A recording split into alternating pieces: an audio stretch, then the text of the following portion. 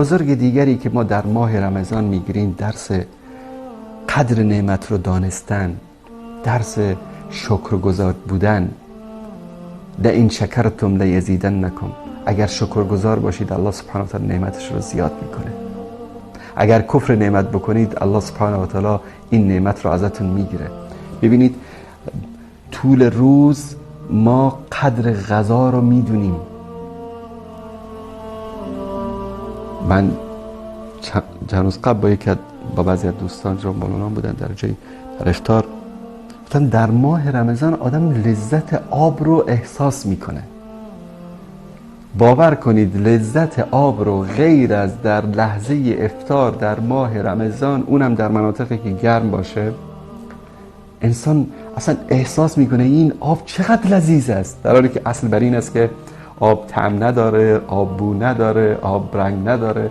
اما باور کنید انسان لذت آب رو، لذت این نعمت بزرگ الهی رو با تمام وجود در هنگام افطار احساس میکنه. غذا رو بعد از گرسنگی، مثلا خاصه در مناطقی که حالا 14 ساعت 15 16 ساعت روزه میگیرن، همین فعلا در کشورهایی هستن که حدود 16 ساعت روزه میگیرن مثلا. ما در اینجا حدود تقریبا 14 و نیم ساعت روزه میگیریم، یعنی بیشتر از نصف روزه میگیرن. انسان لذت غذا رو احساس میکنه که این چه نعمت هایی است که الله سبحانه و تعالی برای ما فرستاده، چه نعمت هایی است که ما در زندگی خودمون داریم. همین 12 ساعت گرسنگی یعنی به ما این درس رو میده که قدر این نعمت ها رو بدونید. اما آیا میدانید که انسان هایی هستن که هر روزشان رمضان است؟ انسان هایی هستن که هر روز روزن، حداقل هر روز 12 13 ساعت گرسنگی میکشن. نه به خاطر اینکه این انسان ها میخوان عبادت بکنن روزه بگیرن، ندارند، غذا ندارن. خانواده هایی هستن که یک تیکه نان با یک لیوان چایی صبح میخورن تا شب دیگه غذایی برای خوردن ندارند. و این واقعیتی است که همه ما میدانیم، خبر داریم، در کشور ما هست، در کشورهای همسایه ما هست، در آفریقا هست. کسانی هستن که روزانه 12 13 ساعت 14 ساعت 15 ساعت، شاید هم خانواده باشن که یک وعده غذا بخورن، یعنی 23 ساعت روزه بگیرن. بله هستن. وقتی این آب تمیز گوارای معدنی رو موقع افطار میخوری، مینوشی، به یاد بیار کسانی هستن که از جو آب میخورن، از جوی آب، آبی که خاک داره توش، کرم داره توش، میکروب داره توش، آب نوشیدنی سالم ندارند.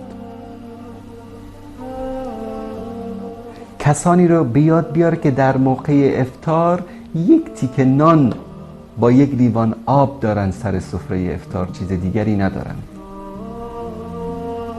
اون موقع انسان قدر این نعمت ها رو میدونه.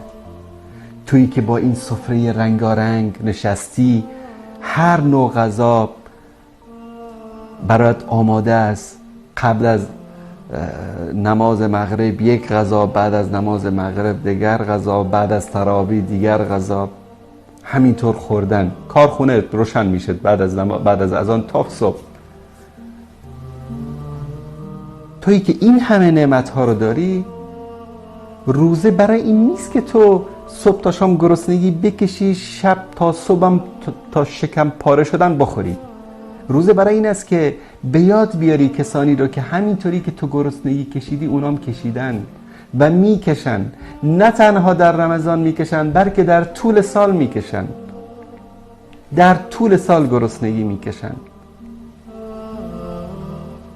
در طول سال غذا برای خوردن ندارن.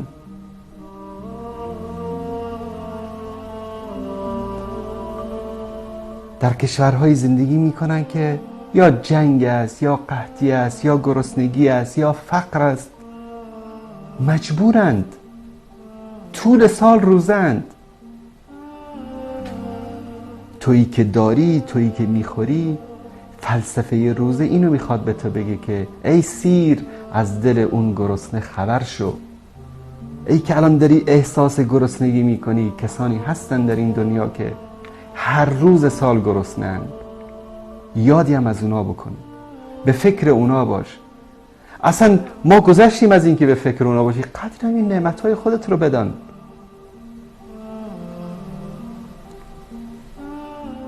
ده نوع غذا رو سر سفره آماده میکنن برای افطار. آیا این است هدف روزه گرفتن؟ باور کنید بعضی سفره ها رو انسان میبینه که برای یک روستا کافی است، برای اهل یک افطار یک روستا کافی است. من جایی رو دیدم، مساجدی رو دیدم که در موقع افطار اهل اون روستا جمع شده بودن، در مسجد افطار میکردن، غیر از نان و آب چیز دیگری نبود. حتی خرما نداشتن برای افطار کردن. هستن اینطوری انسان ها. پس شکر نعمت ها را بدانید. امکان دارد که یک روزی همون آلتی که سر اون گرسنه ها سر شما بیاد، اگر قدر نعمت الهی رو ندانید. ببین تحولات اخیر در افغانستان کسی را از کاخ به کوخ برد و کسی را از کوخ به کاخ. کسانی بودند که در کوه‌ها زندگی می‌کردند، شاید در رمضان سال گذشته نان و غذای درست حسابی برای افطار نداشتند، امروز در قصر ریاست جمهوری افطار می‌کنند. شاید مثل گذشته ها غذاهای رنگارنگ نداشته باشن، حتی غذای گرم خود دارن حتما که با اون افطار میکنن. خرما که هست حتما، آب تمیز که هست. و کسانی که دیروز در اون قصرها سفره های رنگارنگ پهن میکردن، امروز در به در و خاک به سر در کشورهای دیگر زندگی میکنن. شاید بعضیشان امروز در ترکیه و در اروپا و در دبی و در جای دیگه در قصرها زندگی بکنن، اما یقین بدانید که زندگی اونها جهنم است. جهنم درونشون داره همینطوری میسوزه. این عذاب الهی است. انسان‌هایی که وطن فروشی کردن، دین فروشی کردن، دینشون رو، ناموسشون رو در اختیار اشغالگران و بیگانگان قرار دادن، امروز در به در خاک به سر در کشورها میگردن. در یک شب همه چیز تغییر کرد. گفتم از کوخ به کاخ رفتن و از کاخ به کوخ. همه چیز در یک کشور عوض شد. اوکراین، کشوری که هممون شاهد جنگش هستیم این روزها، سال گذشته در این روز در این کشور در ناز و نعمت مردمش زندگی میکردن. من دوستان مسلمان اوکراینی دارم که سال گذشته مثلا در رمضان سفره‌های افطار در کیف داشتن، خیلی مراسم دعوی داشتن، نماز تراویح داشتن، اما الان در پناهگاه ها در زیر زمین دارن زندگی میکنن. تغییر کردن یک انسان و از این رو به این رو شدن زندگیش نزد الله سبحانه و تعالی فقط کن فیکون، شو می شود. یک شبه، یک لحظه، یک ثانیه. پس قدر این نعمت ها رو بدانید. یادی از آن گرسنگان و مستمندان و فقرا بکنید. همیشه به فکر شکم خودتون نباشید. رمضان این درسش است که بابایی که تو گرسنگی کشیدی، تشنگی کشیدی، به فکر گرسنه ها و تشنه ها باش. تویی که این سفره رنگارنگ رو با همسرت و فرزندانت به هم چیدین و دور هم نشستین، کسانی هستن که پدر ندارند، مادر ندارند، یتیمانی هستن که از نعمت پدر یا مادر یا هر دویشون محروم هستن. یادی از اونا بکنید. این یکی از درس‌های بزرگی است که ماه رمضان میخواد به ما مسلمانان بیاموزه که قدر نعمت‌ها رو بدانید، بنده شکرگزار الهی باشید.